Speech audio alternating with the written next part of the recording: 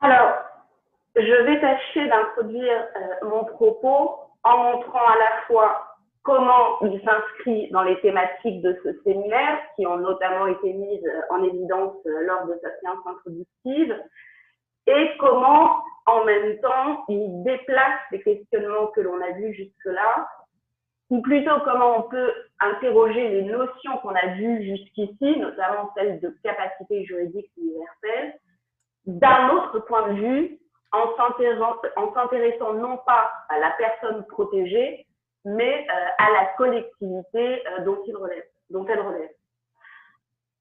Premier élément de continuité et de déplacement, je m'interroge sur la notion de capacité, mais en droit public.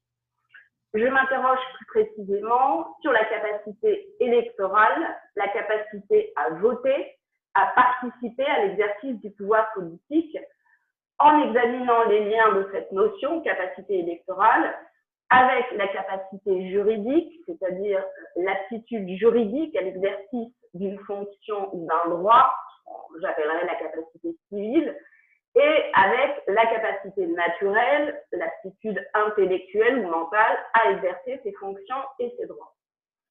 Alors, pourquoi ce sujet?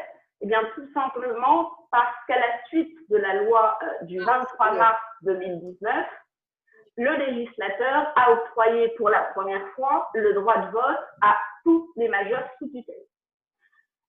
En droit électoral et plus généralement en droit public, cette évolution apparaît comme une petite révolution. Vous savez que l'histoire du suffrage est celle de son universalisation. On a, au cours des 19e et 20e siècles, supprimé les différentes causes d'exclusion qui tenaient au sexe, à l'argent, à la race, là je me réfère aux indigènes dans les colonies, et même dans une certaine mesure à la moralité, les condamnés. Dans cette histoire, la figure du fou, entre guillemets, là je reprends le titre d'un ouvrage, Le citoyen fou, dans cette histoire de l'universalisation, beaucoup considéraient que le fou paraissait représenter avec l'enfant, je cite Pierre Rosanvallon, ce qui apparaît comme la limite radicale de l'extension des droits politiques, comme une espèce de limite indépassable. Et il faut savoir que la doctrine constitutionnaliste, aussi bien classique que contemporaine, n'a elle-même jamais remis en cause cette exclusion, qui d'ailleurs est généralement simplement évoquée comme une question technique, sans aucun étayage théorique. Et au-delà de la doctrine publiciste, cette exclusion semblait aussi être une évidence pour une partie de l'opinion publique. Et à ce propos, je rappellerai une anecdote. À la veille du second tour des élections municipales de 2020, donc juste après le premier confinement, la presse s'est faite l'écho d'une cinquantaine de procurations qui auraient été établies dans des EHPAD à l'insu de leurs supposés mandants, donc des résidents. En fait, on s'est rendu compte que ces résidents ne connaissaient même pas les personnes auxquelles avaient été données ces procurations. Donc, il y a eu bien une enquête en cours du parquet de Marseille.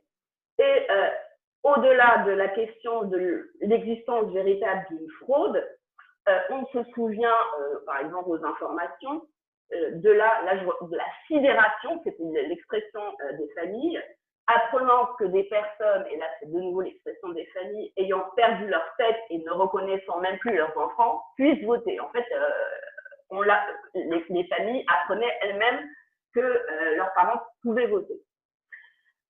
Donc la loi du 23 mars 2019 a balayé cette évidence partagée par la doctrine publiciste ou par une partie de l'opinion publique. Après un certain nombre de pays, l'article L5 du Code électoral, qui permettait aux juges de supprimer le droit de vote des majeurs à l'occasion de l'ouverture ou du renouvellement d'une mesure de tutelle, est abrogé. Cette abrogation de l'article L5 du Code électoral traduit le souhait de la France de se conformer à la Convention internationale de l'Organisation des Nations Unies relative aux droits des personnes handicapées de 2006, qui constitue le cœur de ce séminaire. Donc, c'est le deuxième point de mon introduction. Donc, élément de continuité. Élément de déplacement, les dispositions de la Convention auxquelles les avis et les rapports français se réfèrent. Cette disposition, ce n'est pas l'article 12 dont on a parlé jusqu'ici. Cette abrogation se fonde sur l'article 29 qui dispose, je le cite, « Les États parties garantissent aux personnes handicapées la jouissance des droits politiques et la possibilité de les exercer sur la base de l'égalité avec l'autre. » Cette disposition doit être lue conjointement avec l'article 2 qui prohibe les discriminations. Donc le principe ici, c'est le principe de non-discrimination de nature politique. Alors, si on lit simplement cet article 29, et notamment si l'on compare sa rédaction avec l'article 21 de la Déclaration universelle des droits de l'homme de 1948, ou avec l'article 25 du Pacte international de l'ONU relatif aux droits civils et politiques de 1966, bien, donc si on compare ces rédactions, on pourrait penser que le principe d'égalité n'interdit pas de façon absolue aux États de priver certaines personnes handicapées de leur droit de vote. C'est d'ailleurs cette interprétation que la plupart des autres instances internationales ont donné de l'interdiction des discriminations de nature politique. Je vous cite par exemple l'article 25 du Pacte international relatif aux droits civils et politiques de 66, dont je viens de parler, qui nous dit « Tout citoyen a le droit et la possibilité, sans aucune des discriminations visées à l'article 2, de voter et d'être élu au suffrage universel. » Donc ça ressemble assez à l'article 29 que j'ai cité tout à l'heure. Dans son commentaire général sur cet article du Pacte de 66, le Comité des droits de l'homme qui est chargé de son application admet, je le cite, qu'il peut être justifié de refuser le droit de voter ou d'occuper une fonction publique à une personne dont l'incapacité mentale est établie. C'est en 1996. À rebours de toutes ces interprétations, le Comité des droits des personnes handicapées a fait valoir en 2013 que toute limitation des droits électoraux en raison d'un handicap psychosocial ou intellectuel, même réel, qu'il soit fondé sur des sous-catégories spécifiques, comme les personnes sous tutelle, ou bien sur l'appréciation d'un juge, toutes ces limitations constituent une discrimination directe contraire à la Convention. L'article 29 ne prévoit aucune restriction raisonnable et n'autorise d'exception pour aucune catégorie de personnes handicapées. Alors, comment cette réforme a-t-elle été accueillie par la doctrine publiciste en particulier? Très étonnamment, au regard de ces enjeux, aucun commentaire n'a été fait en droit public. Les très rares articles sur le sujet ont été écrits par des privatistes, notamment Basile Zéro, qui, pour la plupart, lisent cette réforme à la lumière de l'évolution générale du droit des personnes qui tend, vous savez, vers une reconnaissance croissante de l'autonomie du sujet. L'incidence de cette évolution, elle est cependant très différente selon que l'on se place du point de vue de la personne protégée, qui est l'axe retenu par la doctrine, ou bien du point de vue de l'État ou de la collectivité. Donc, c'est le troisième déplacement de l'introduction. Les séances jusqu'ici, essentiellement, ont adopté le point de vue de la personne. Ici, et il faut savoir que c'est toujours en adoptant le point de vue de la personne qu'on a adopté en partie cette réforme. On a considéré dans les débats parlementaires que priver le majeur de son droit de vote ne servait pas à la protéger, qu'aussi cette mesure pouvait et devait être supprimée. Donc, on a toujours eu cette optique protection de la personne. Et on peut se demander qu'en est-il de la protection des principes qui structurent le corps politique et notamment du respect du principe constitutionnel de sincérité du scrutin. Est-ce que les droits politiques, c'est-à-dire les droits qui permettent de participer à l'exercice du pouvoir, alors ici, je ne vais pas rentrer dans des débats sur droit civique, droit politique, je les mets ensemble, c'est essentiellement droit de suffrage, droit d'éligibilité, droit d'égal accès aux fonctions publiques et droit d'être juré. Donc, est-ce que ces droits politiques sont des droits de la personne? Est-ce que ça signifie que dès lors qu'on est une personne, on a ou on devrait avoir le droit d'être citoyen. Ce sont donc ces questions, personnes, sujets, citoyens, que je me propose de traiter. Dans ma présentation, j'entends donner une mise en perspective théorique et historique de cette réforme du droit de vote pour la situer dans le temps long de l'histoire du suffrage. Donc, ça sera mon grand 1 sur les étapes de la réforme, expliquer sa genèse, ses fondements, ça sera mon grand 2, et enfin, les difficultés de sens qu'elle peut poser. Et donc, mon travail se fonde sur des références historiques, juridiques, philosophiques et plus techniques. Je rentre donc dans le cœur de mon développement qui concerne donc les étapes de la réforme, la déliaison de la capacité électorale de toute condition de capacité. Et ce que je voudrais démontrer dans cette première partie, c'est que selon moi, on ne peut pas affirmer qu'en accordant le droit de vote à tous les majeurs sous tutelle, quel que soit le degré d'altération de leur faculté cognitive, on ne peut pas affirmer que le législateur aurait présumé l'existence dans le domaine politique d'une capacité universelle. On n'a pas présumé une capacité électorale universelle.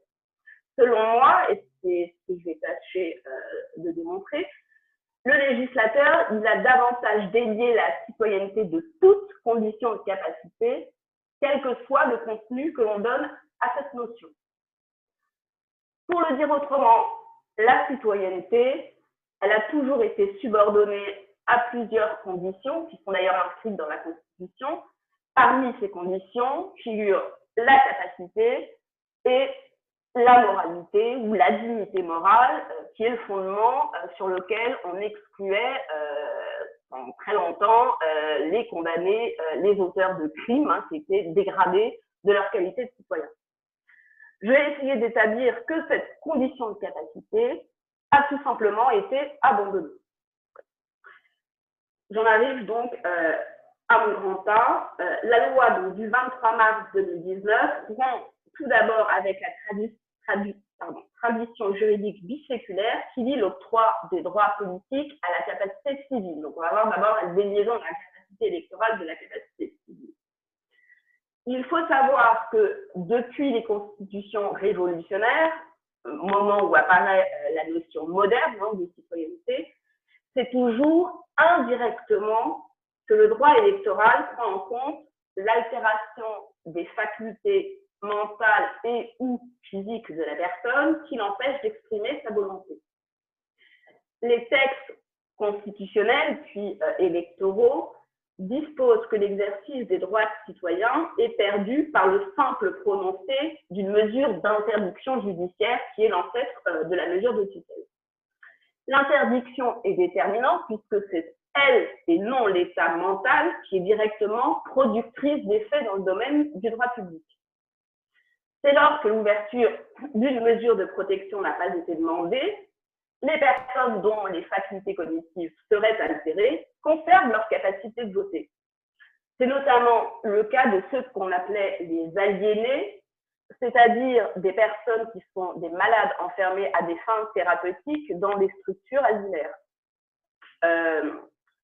On a une grande loi sur les aliénés qui est la loi de 1838, qui est présentée comme une loi d'assistance. Pour la première fois, on va considérer ces personnes comme des malades qu'il faut soigner.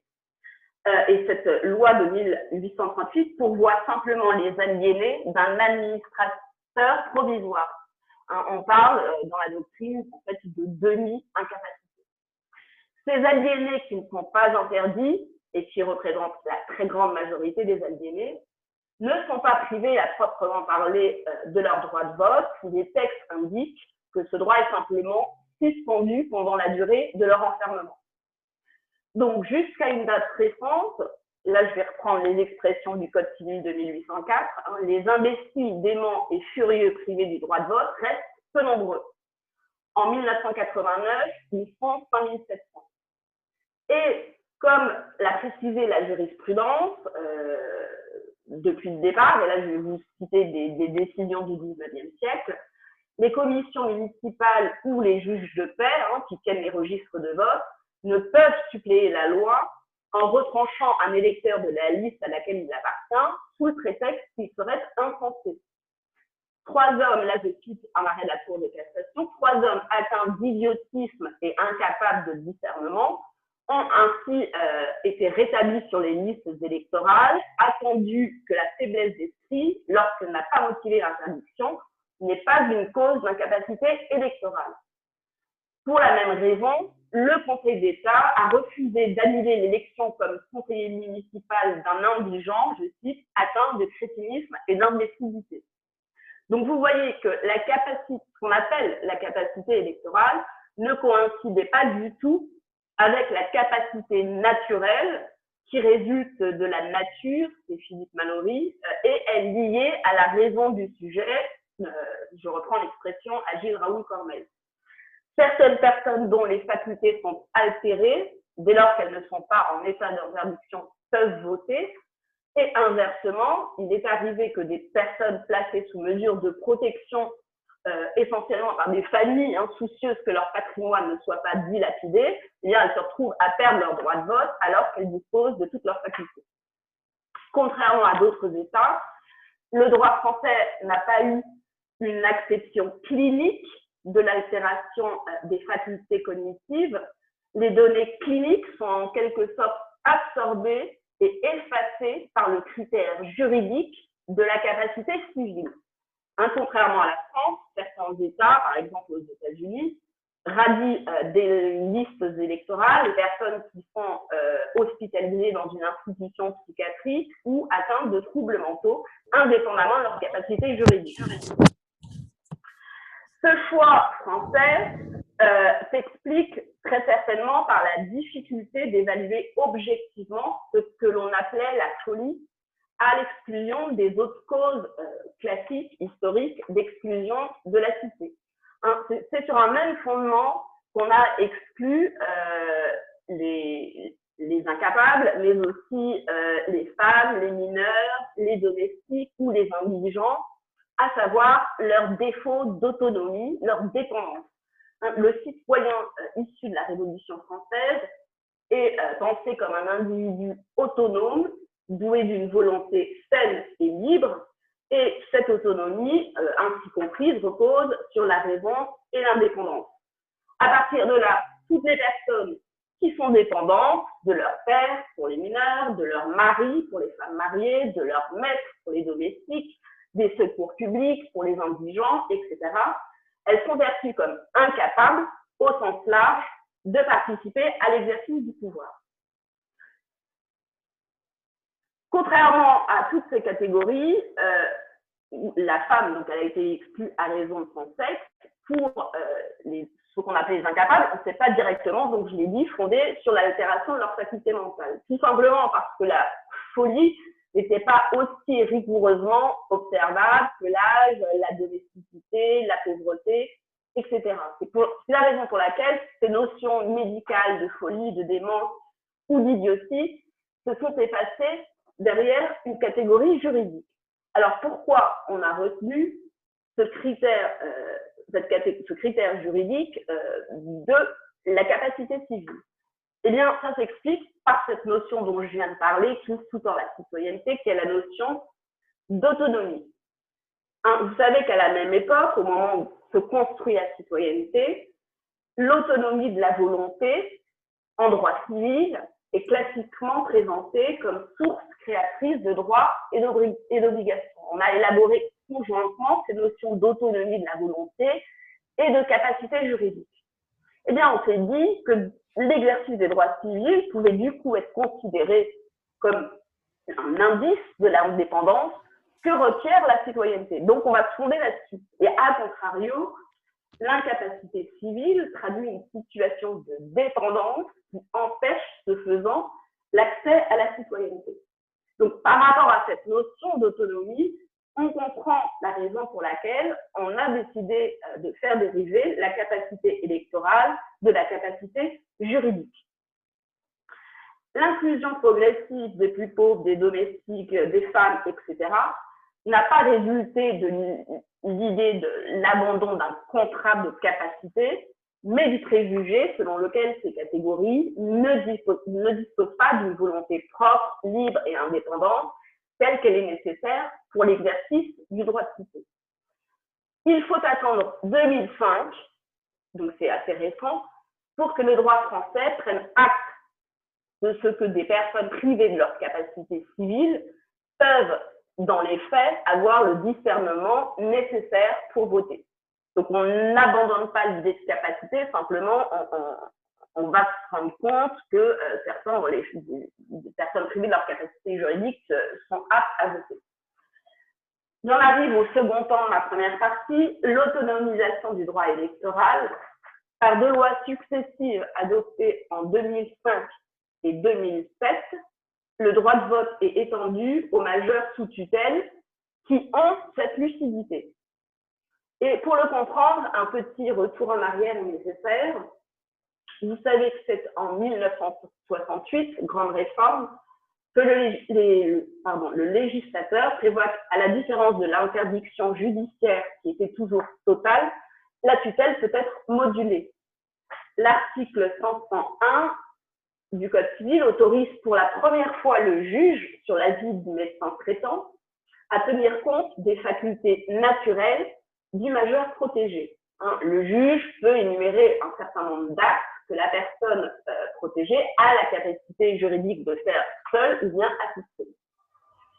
On s'est dit qu'en admettant que l'altération des facultés cognitives est susceptible de degré et qu'un majeur sous tutelle est jugé capable d'accomplir certains actes de la vie civile, pourquoi serait-il présumé de façon irréfragable incapable d'exercer ses droits politiques? On a relevé combien il était contradictoire de permettre d'un côté au majeur sous tutelle d'obtenir un permis de chasse et de lui interdire, de l'autre côté, d'être inscrit sur les listes électorales. Et un auteur commentant un arrêt des années 1980, je le cite, dit « Le maniement d'un bulletin de vote serait-il plus dangereux que celui d'un fusil ?»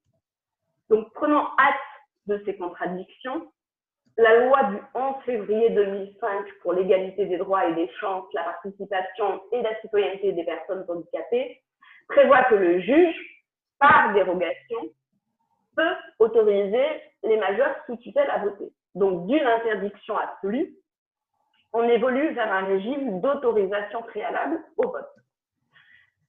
Dans un second temps, la loi du 5 mars 2007 va renverser la règle et l'exception. On instaure désormais un régime de présomption de capacité de vote. Donc, c'est seulement par dérogation que le juge pourra décider de supprimer ce droit lors de l'ouverture ou du renouvellement d'une mesure. Il faut savoir que dans la pratique, cependant, alors qu'il est censé être une dérogation, le droit de vote a été presque systématiquement retiré sans réelle évaluation. À la veille de la loi du 23 mars 2019, 83% des majeurs sous tutelle restent privés de leur droit de suffrage. La loi du 23 mars 2019 va donc venir abroger l'article L5 du Code électoral en question.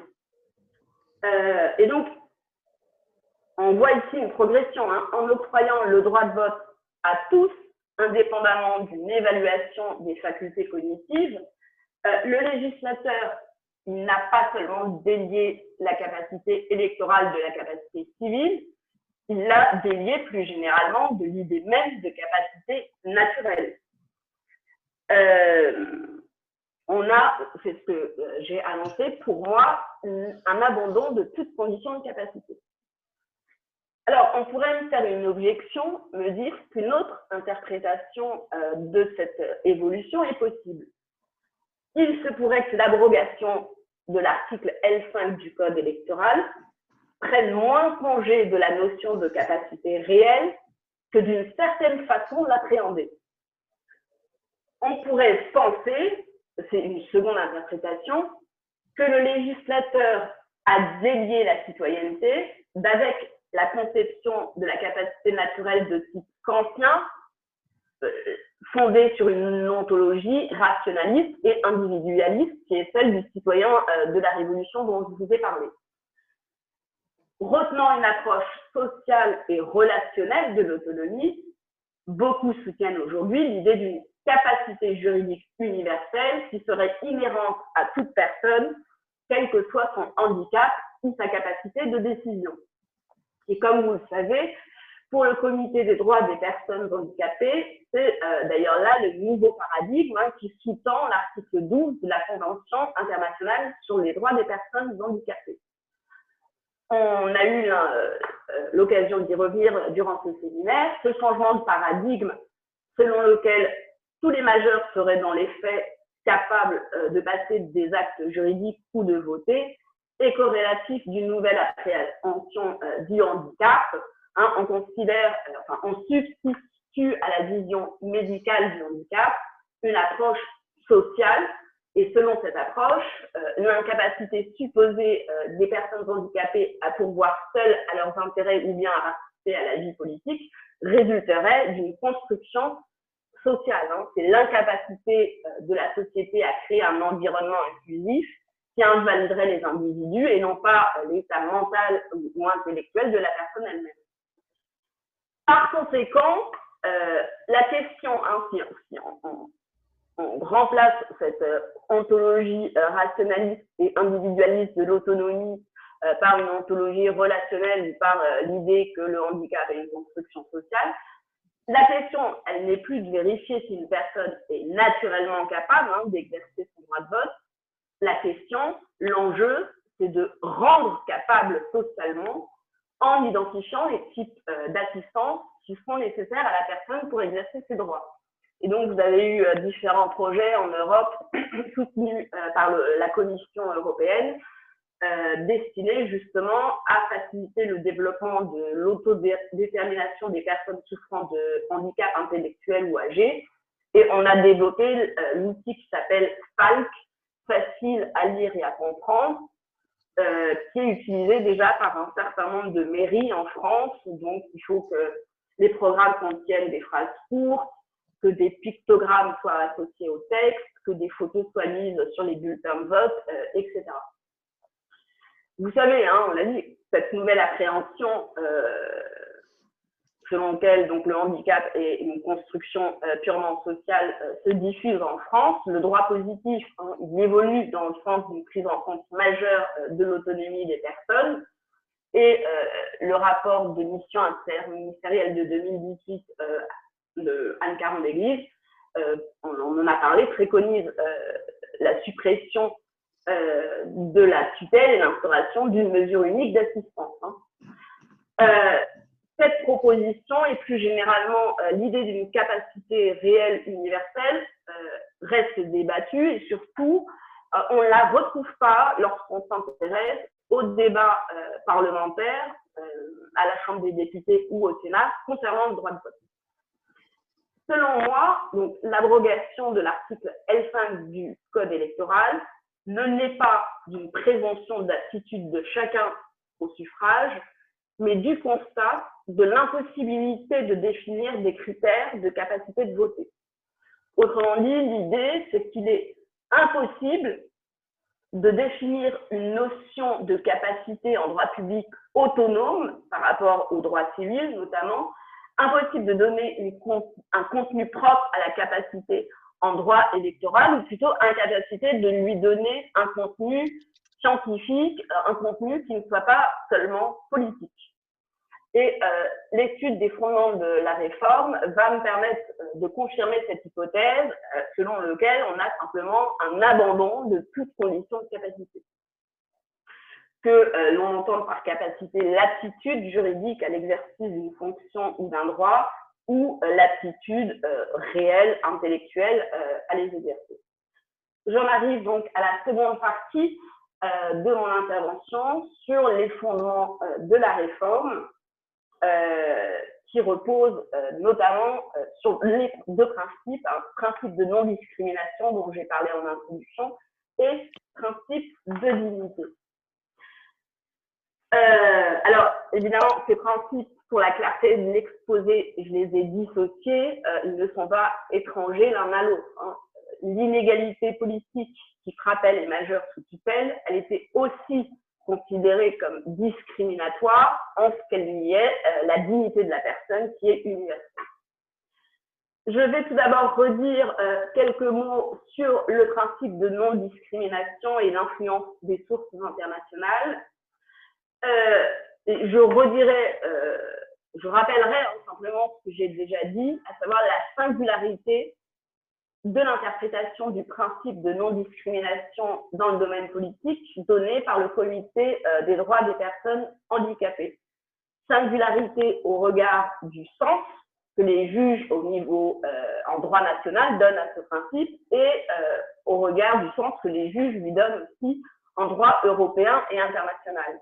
Tout à l'heure, j'ai rappelé l'interprétation du pacte de l'ONU de 1966 qui disait que l'imitation était possible en cas d'incapacité mentale, et c'est l'expression utilisée. Et dans le même sens, la Cour européenne des droits de l'homme, dans un arrêt célèbre de 2010, KIS contre Hongrie, indique que si la radiation automatique des listes électorales des personnes sous tutelle n'est pas conforme à la Convention européenne, les magistrats peuvent toutefois limiter la participation des personnes en se basant, je cite, sur leurs facultés réelles. Donc, on l'a dit, le Comité des droits des personnes handicapées prend à revers toutes ces interprétations et cela fait sens à la lumière du principe qui sous-tend la Convention et qui s'exprime à l'article 12. Priver certains individus de leur droit de vote est discriminatoire dès lors que l'on considère qu'avec l'assistance nécessaire, toute personne est capable de prendre une décision. Dans les débats français, l'argument déterminant me semble autre cependant. Je l'ai annoncé, c'est celui de l'impossibilité de déterminer les qualités nécessaires pour voter. Les psychiatres américains dont on a déjà parlé, Applebaum, Bonney et Karlawish, se sont penchés sur l'idée d'un test de capacité de voter. Et dans leur formulaire, ils ont retenu 3 critères. Le premier, le sujet comprend-il la nature de l'acte de voter? Second critère, le sujet comprend-il les effets du vote? Troisième critère, le sujet est-il en mesure d'exprimer un choix? Et chaque réponse à ces questions est notée entre 0 et 2. Ces psychiatres conviennent néanmoins, je les cite, que la définition des critères de capacité de vote est un exercice politique et non scientifique, soulignant donc les limites d'un exercice de ce genre. Et on retrouve les mêmes difficultés dans des études françaises, notamment menées par Antoine Rousset et Isabelle Mahé, qui rendent compte de la difficulté à laquelle étaient confrontés en France les médecins qui, depuis la loi de 2007, devaient, dans un certificat médical circonstancié, décrire les conséquences de l'altération des facultés personnelles sur l'exercice du droit de vote. Donc, les médecins devaient carrément se prononcer sur l'exercice du droit de vote. Et en l'absence de critères nettement établis, évidemment, ces évaluations étaient discordantes et cette évaluation du médecin a parfois et même souvent été remis en cause par les juges qui n'étaient pas liés par cet avis. Je vous donnerai quelques exemples. En 2016, on a une cour d'appel qui a contesté l'avis médical et a rétabli le droit de vote du plaignant qui était placé sous tutelle. Et l'argument, qui est celui de les propos de l'équipe éducative que citent les juges dans leurs décisions, sont les suivants. Le requérant conserve la capacité naturelle de voter car il suit les actualités, s'informe sur les partis et sur les candidats. Une autre cour d'appel, c'était en 2012, a également restitué son droit de vote à un majeur sous tutelle qui présentait un déficit intellectuel majeur, au motif, je cite, qu'il manifeste un intérêt profond pour la politique, suivant avec passion à la télévision les débats en ce domaine.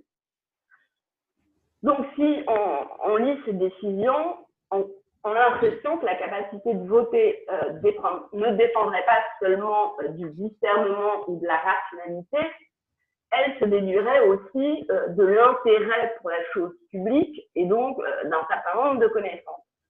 Et on sait, hein, certains juges ont relaté dans leurs écrits que certains juges des tutelles font passer une espèce de mini-test d'instruction civique aux majeurs sous tutelle pour déterminer leur capacité de voter en leur demandant, par exemple, le nom du maire de leur commune ou le nom du président de la République. Alors, si on se fonde sur l'intérêt pour la chose publique et sur un espèce de mini-test d'instruction civique, il est certain qu'un certain nombre de citoyens, qu'ils soient sous tutelle ou non, seraient incapables de voter. Et c'est là précisément, selon moi, en France, le cœur du raisonnement.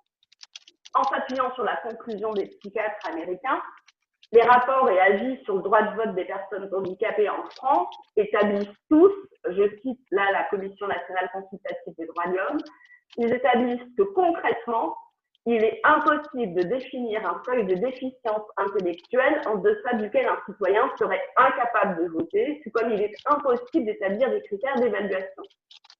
Dès lors, je poursuis la citation, n'appliquer qu'aux seules personnes sous tutelle un permis de voter de cette nature, alors même que des personnes libres de toute protection seraient susceptibles d'y échouer, constitue une grave atteinte au principe d'égalité. La suite logique de ce constat s'impose. Le législateur doit soit étendre le permis de voter à toute la population, soit y renoncer pour toute la population. La France a donc retenu la première solution, c'est-à-dire en étendant le permis de voter à toute la population, et ce faisant, elle s'écarte de la déclaration interprétative qu'elle avait faite de la Convention relative aux droits des personnes handicapées. Elle l'avait faite en 2016. En fait, cette convention, vous savez, se réfère dans son article 12 aux droits des droits de l'homme. Et donc, la France, en se référant aux droits des droits de l'homme, j'ai dit, hein, qui permet des restrictions fondées sur la capacité, la France a déclaré que le droit de vote n'est pas un droit absolu et que dans certains cas, il peut être limité, en particulier dans des cas, je cite, d'incapacité mentale établie. 2016, déclaration interprétative de la France qui restreint l'interprétation qui continue d'autoriser la limitation du droit de vote. Ce changement de position en 2019, il est contemporain de l'élection à la présidence d'Emmanuel Macron, qui au Congrès en 2018 avait intégré dans son programme justement l'octroi du droit de vote à toutes les personnes handicapées. Et au-delà de considération de pure opportunité politique, cette volonté, ce changement, repose sur un second fondement juridique, la dignité. Le renforcement de la dignité des majeurs protégés dans l'exercice de leurs droits fondamentaux. Au Parlement, cet argument de la dignité, il est d'ailleurs historiquement premier. Il apparaît avant que le Comité des droits des personnes handicapées n'indique que le principe de non-discrimination politique implique l'abrogation de l'article L5 du Code électoral. Considérer que l'octroi du droit de vote à tous les majeurs protégés consacre leur dignité s'entend dans les débats de deux façons. On retrouve aussi bien l'idée de promotion de l'autonomie de la personne que l'idée de consécration de l'égalité entre les personnes, autonomie et égalité étant inhérentes à la dignité. Promotion de l'autonomie de la personne tout d'abord, et là on rejoint ce qu'on a dit en droit civil, cette notion de dignité ainsi comprise n'est pas propre à la citoyenneté ou au droit électoral. Elle est inscrite depuis la loi du 5 mars 2007 à l'article 415 du Code civil, selon lequel la protection est instaurée dans le respect de la dignité de la personne. Cette notion, la notion de dignité telle qu'elle est consacrée par cet article, elle implique en premier sens, c'est l'article 415 alinéa 3, de favoriser, dans la mesure du possible, l'autonomie de la personne. Cela passe notamment par la reconnaissance depuis 2007 d'une catégorie d'actes prévus à l'article 458, à savoir les actes strictement personnels, qui sont liés à l'intimité de leur auteur et dont la nature implique un consentement strictement personnel. Et donc, ce faisant, ces actes ne peuvent donner lieu ni à une assistance, ni à une représentation de la personne protégée. Dans la mesure où le droit de vote favorise l'autonomie et est aussi un droit strictement personnel, le rapport Anne Caron-Déglise avait proposé de l'inscrire aussi dans l'article 458 du Code civil. Pour moi, cela aurait été assez contestable au regard de l'hétérogénéité radicale des actes concernés. Actes strictement personnels traditionnels d'un côté et exercice du droit de vote. Les actes strictement personnels traditionnels, reconnaissance d'un enfant, consentement à l'adoption, ne peuvent être mis en œuvre que par leur titulaire, comme le vote. Il reste que leur exercice implique toujours cette fin d'esprit. On a une présomption de capacité naturelle simple. Elle est réfragable, cette présomption, au nom de la protection de la personne. Par différence, l'exercice du droit de vote, même si on l'avait inscrit dans l'article 458 du Code civil, il n'aurait plus été subordonné à la santé mentale du majeur protégé. Donc, les implications de la notion de dignité au sens d'autonomie sont très différentes en droit des personnes et dans le domaine de la citoyenneté. Dans les deux cas, la dignité implique de favoriser au maximum l'autonomie. En droit des personnes seulement, par différence, la dignité de la personne implique aussi que l'on limite son autonomie pour la protéger de tiers ou contre elle-même. C'est assez connu en droit, une espèce de réversibilité de la notion de dignité qui est à la fois le fondement de droit et le fondement de la limite de ces droits. Rien de tel n'existe dans le domaine de la citoyenneté, tout simplement parce qu'on considère que priver quelqu'un de son droit de vote ne sert pas à la protéger. Donc, la dignité comme autonomie fonctionne différemment en droit des personnes et dans le champ de la citoyenneté. Et du reste, en fait, dans le champ de la citoyenneté, c'est plus une autre acception de la dignité qu'on retient, c'est la dignité comme égalité. C'est plus l'égalité que l'autonomie qui explique qu'octroyer le droit de vote à tout homme indépendamment de sa capacité revient à consacrer sa dignité. On considère parce que tous les hommes sont égaux en dignité, notion d'égale dignité, parce que toute personne en tant que membre de la famille humaine jouit d'une égale dignité, elle a le droit de prétendre à une existence civique.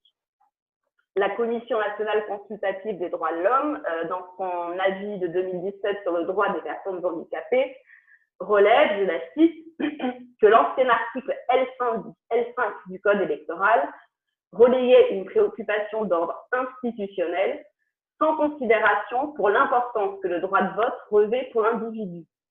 En démocratie, il est un gage important de dignité. L'accès au droit de vote crée un sentiment d'existence civique et plus généralement d'inclusion sociale. Alors, ces termes, et là je vais faire une parenthèse, ne sont pas sans rappeler les formules qui sont employées depuis une trentaine d'années dans un autre domaine, formules en fait sur le fondement desquelles on va limiter un autre type d'exclusion, celle des criminels déchus de leur droit de vote suite à une condamnation pénale, à raison donc pas de leur défaut de capacité, mais de leur défaut de moralité. Dans un certain nombre de décisions très importantes de Cour suprême, notamment étrangères, c'est sur le fondement de la dignité individuelle qu'on a dit qu'on ne pouvait pas priver de façon automatique, par exemple, tous les prisonniers de leur droit de vote. Alors, ce rapprochement que je fais entre le sort de ceux que l'on nommait les incapables d'un côté et les indignes, les criminels exclus de l'autre, n'est pas fortuit. Les incapables et les indignes ont souvent été assimilés au regard de leur statut de citoyen de second rang. autant, si vous voulez, l'exclusion des femmes ou des plus pauvres a prêté le flanc à la controverse, autant celle des indignes ou des incapables n'a jamais fait l'objet de véritables critiques. Donc, réciproquement, l'inclusion des uns, des criminels, ne pouvait pas ne pas entraîner à sa suite celle des secondes, des personnes handicapées. Et d'ailleurs, cette incidence, cette influence, du moins, de la réforme du code pénal sur le droit de vote des personnes handicapées, on en trouve un certain nombre d'indices dans les textes.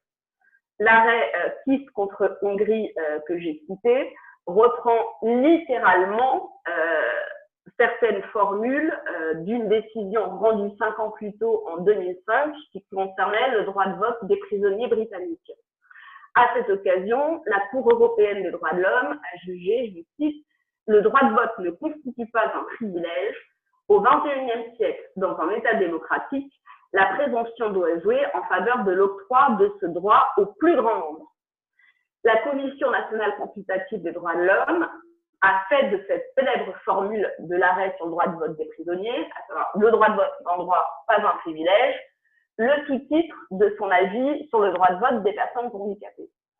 Et dans la jurisprudence, l'utilisation, les formules qui sont faites au principe de dignité pour ces deux exclus, la similarité est assez frappante.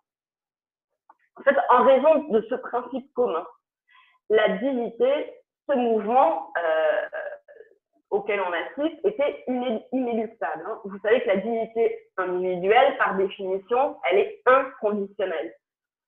Dès lors qu'elle constitue le fondement nouveau de l'appartenance à la communauté politique, c'est-à-dire dès lors qu'on considère que, en votre simple qualité d'homme, de membre de l'humanité, vous avez le droit à une existence civique, à une qualité de citoyen, eh bien, la citoyenneté ne pouvait plus, comme la dignité, être subordonnée à des conditions, que ce soit des conditions de moralité dans le cadre des condamnés ou des conditions de capacité dans le cadre des personnes dont les facultés cognitives sont altérées.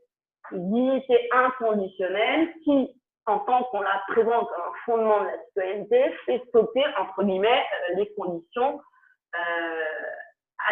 auxquelles le droit de vote était subordonné.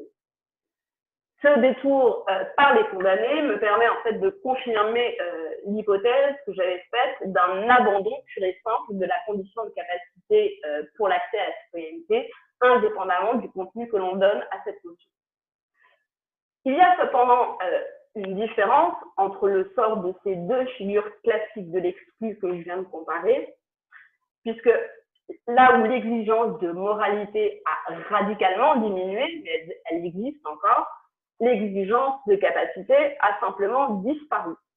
Cet abandon, j'en arrive à ma dernière partie, n'est pas sans soulever un certain nombre de difficultés. Alors, on peut identifier des difficultés de divers ordres, pratiques tout d'abord et théoriques ensuite. Et ces difficultés tiennent au rapport entre l'individu, le sujet de droit et la collectivité à laquelle il appartient. Ces difficultés tiennent aussi, là je reprends ce qu'avait dit Clotilde Noué dans la séance introductive, ces difficultés tiennent au rôle que l'on entend donner au droit. La question est de savoir, est-ce que les règles de droit ont vocation à accorder davantage de droits subjectifs aux individus ou bien à organiser les rapports entre les individus. On a vu ici, dans les séances précédentes, que l'objectif était renforcer l'autonomie, mais limité par la protection de la personne. La question a toujours été celle de la protection de la personne. On peut se demander qu'est-ce qu'il en est de la protection des règles de la collectivité dont il relève. Le premier problème donc, qui vient immédiatement à l'esprit, c'est celui du principe de sincérité du scrutin. En droit électoral et en droit constitutionnel, ce principe implique que le résultat de l'élection soit l'exact reflet de la volonté exprimée par la majorité du corps électoral. À titre individuel, ce principe suppose que l'électeur effectue son vote en toute conscience et à l'abri de toute pression. On peut supposer que la vulnérabilité et la dépendance accroissent le risque d'être influencé. Les avis des rapports qui précèdent l'abrogation de l'article L5 du Code électoral écartent cet argument assez rapidement au motif que l'influençabilité serait inhérente à la démocratie. En fait, l'argument consiste à dire que dans tous les cas, la politique est un exercice d'influence qui investit amplement le domaine des émotions et de la psychologie. Et les rapports, par exemple, citent l'exemple des milliers de Brexiteurs au Royaume-Uni qui regrettent d'avoir mal voté à l'occasion du référendum britannique sur la sortie de l'Union européenne. Donc cet exemple, en fait, il témoignerait de ce que des électeurs qui n'ont pas de troubles cognitifs peuvent tout autant être victimes d'influences abusives que les majeurs sous tutelle. Qu'aussi, l'argument de l'insincérité du scrutin saurait être invoqué pour limiter le droit de vote des majeurs protégés.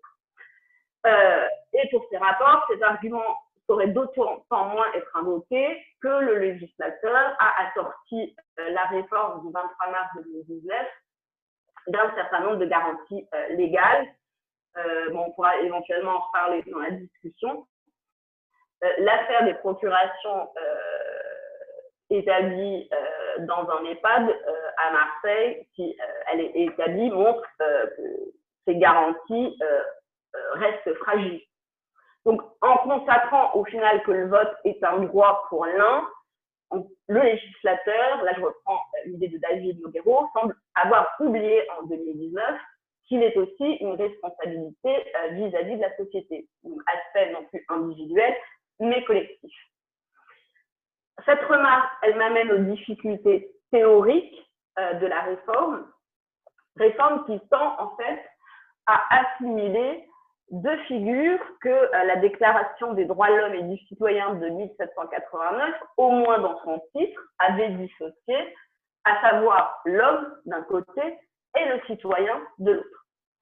Cette assimilation, je l'ai dit, elle était déjà en cours depuis les années 1980 avec l'exemple des criminels. La réforme de 2019 en accuse les traits. Les droits civiques ou politiques qui, pendant près de 2 siècles, ont obéi à un régime spécifique, dérogatoire du droit commun, sont devenus des droits de l'homme, ou plus exactement dans les textes, des droits fondamentaux.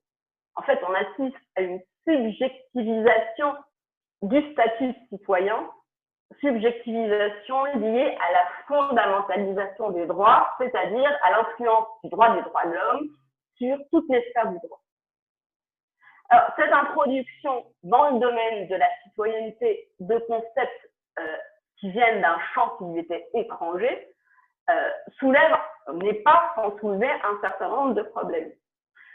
David Nogueiro, en la matière, souligne, je le cite, que si l'on pousse la logique des droits de la personne jusqu'à l'absurde, sans égard pour son état de conscience réel, il n'y a pas de raison de s'arrêter en chemin.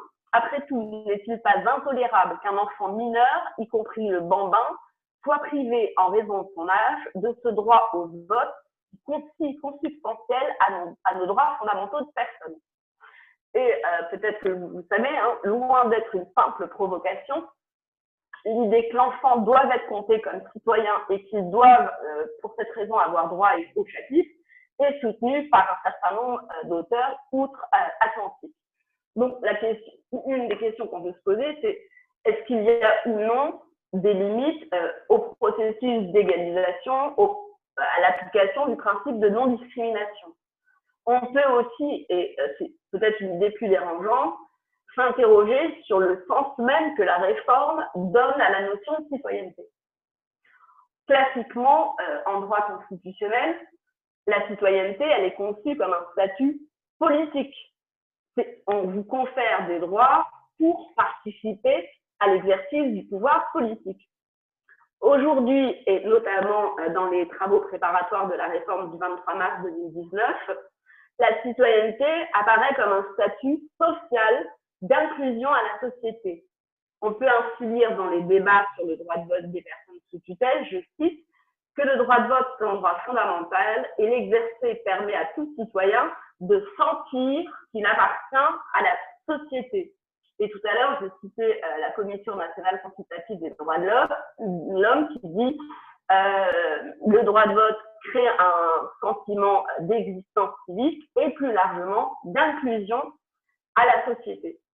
Alors on peut se demander, est-ce qu'on ne confond pas différents types de participation et d'appartenance, la citoyenneté politique et électorale et celle que l'on appelle aujourd'hui la citoyenneté sociale. Est-ce que, disons, la fonction du droit de vote est d'inclure à la société? C'est une question qu'on peut soulever.